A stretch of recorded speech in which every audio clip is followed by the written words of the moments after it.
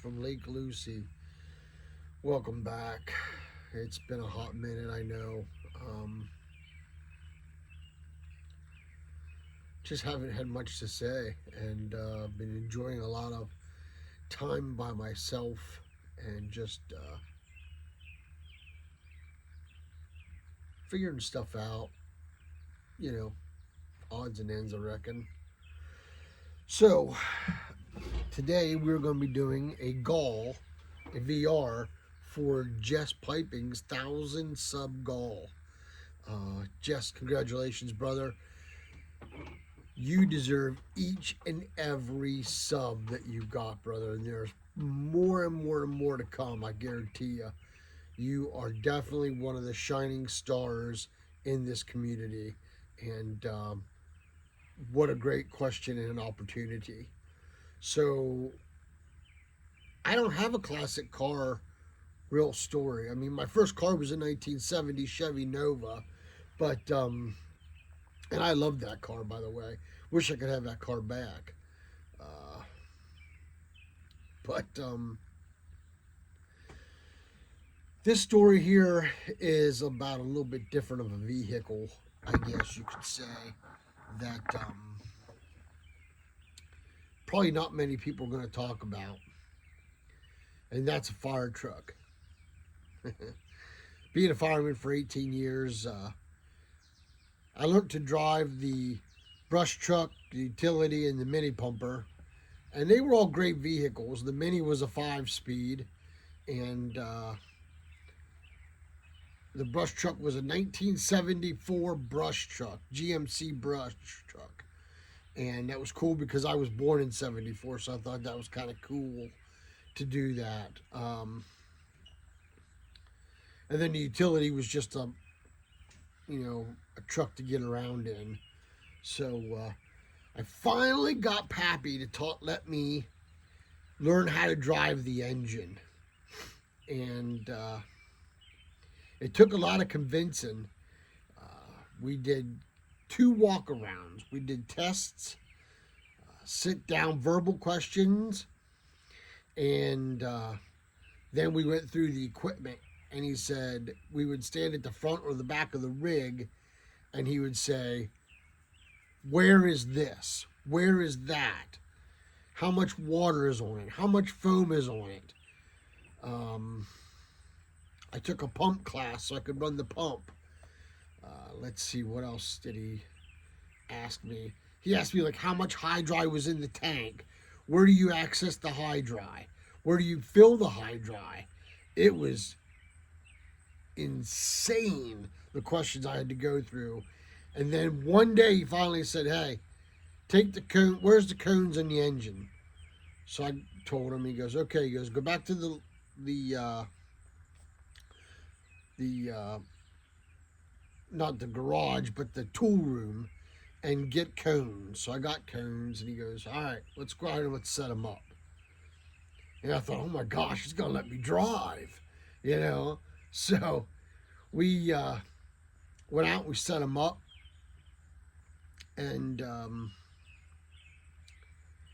he says, all right. He says, let's get in the engine. So I went around to get in the officer's seat. I didn't, really think he was going to let me drive. And sure enough, he goes, oh, he goes, you get in the seat.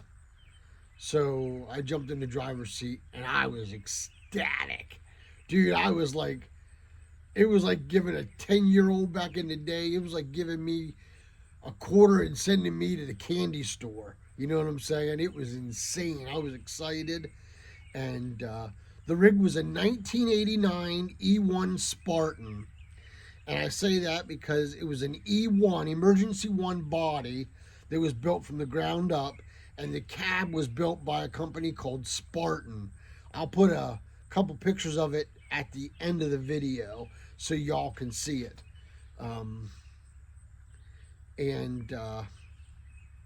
Yeah, it was awesome. So I took it out and drove it through the cones, and backed up. He had me back up a couple times. And then he goes, all right. He says, make a left. And I was like, wait a minute. A left is the end of the driveway. So he was like, make a left. So I made a left. And we went out onto the street. We drove down Peffer Road and made a left on the Lisburn and on Heisey. Drove out Heisey a little bit. Then he had me turn around in a driveway. He had me back into a driveway without touching grass, which was awful. And then he had me go back to the firehouse the way I came. And that was my driving experience with it. Now, I didn't get to drive it on calls or anything for the simple fact that I didn't have a CDL at the time, and I still don't have a CDL. And we got back to the firehouse, and I backed it in the engine bay. And a lot of the guys were like, what in the world is Sean doing driving the engine when I was backing it in? So I backed it in, parked it, put the air brakes on, and we got out. I got out and plugged it back in and all. And he was like, you did good. You did really good. And I was like, well, thanks, Pappy. I appreciate that. I said, thank you for giving me the opportunity to drive.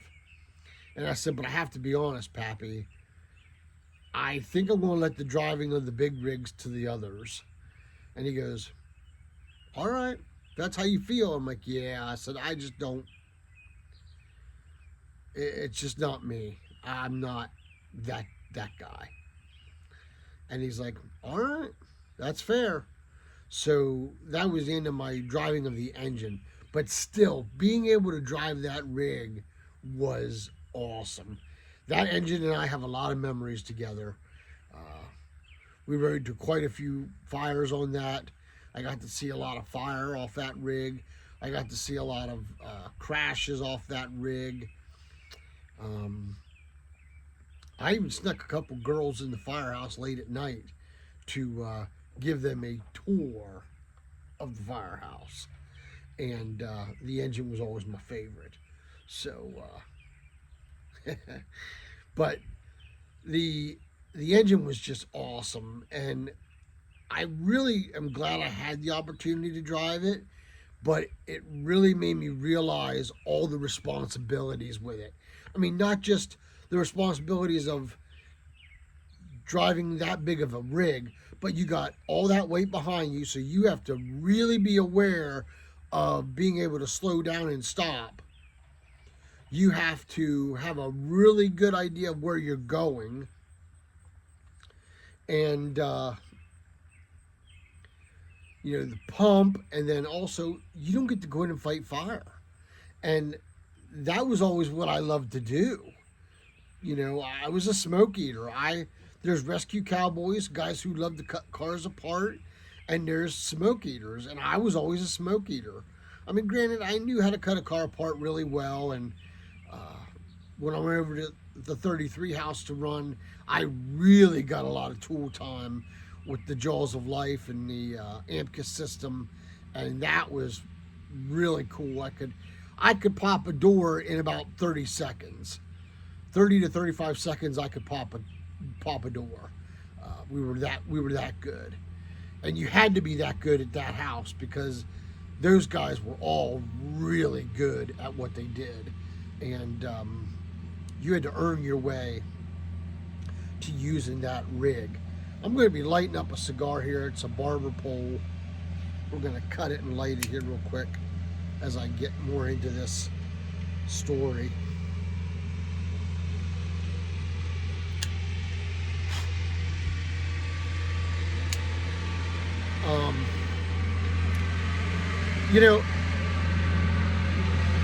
And then you're also responsible for everybody in the rig. And I was kind of overwhelmed with it. I mean, I was young too at the time. I was only 21, 22 at the time. Because you had to be 21 to drive, 16 to ride. So, that was a big thing for me at that age. And I never thought I would be given that opportunity Now, when I did turn 22, I think it was 23 maybe, I was appointed second lieutenant. The fire department voted on chief, fire chief, deputy chief, assistant chief, and captain and lieutenant. And then those officers all got together in a separate meeting and discussed a small list of who they thought would fulfill that second lieutenant position. It was a learning responsibility. You had a lot of responsibilities around the firehouse and such. And I was appointed second lieutenant at the time, which was awesome.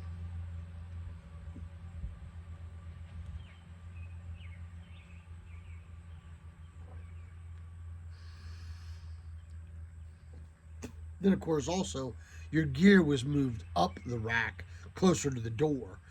When you walked in the door for the fire calls, the racks for the gear were all right there on the wall, and it always went, fire chief, deputy chief, assistant chief, captain, lieutenant, second lieutenant, and then the fireman. And it always went most active firemen down to the guys that don't run very often or come in from other stations and stay in on the weekends and such like that and that.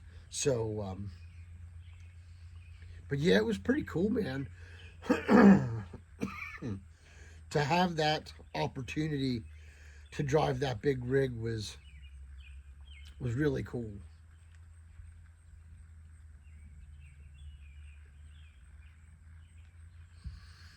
I'll have to start sharing some more stories. The fire department. Like I said, I just haven't had the drive to put videos up, so I do apologize, guys. Before I go, Jess, I want you to do me a favor. If I did this video strictly just to share the story and to support your channel because it's so amazing, I would like to ask you, if you're so kindly, that if my name is drawn for some reason, please send the prize to Tom over at Porch Piping Tom. I would really like for him to have the pipe and stuff. I have enough pipes and stuff. I don't need anything else. And I just think it'd be awesome to give it to Tom. Tommy's a really good guy. And he always stays in his own canoe. So, hey, why not, right? So that's it for me for today. Thank you, guys. It's been almost 13 minutes. I've gone far enough. So until we can get together and pack a pipe or smoke a good cigar, let all that you do be done in love. Y'all take care. God bless.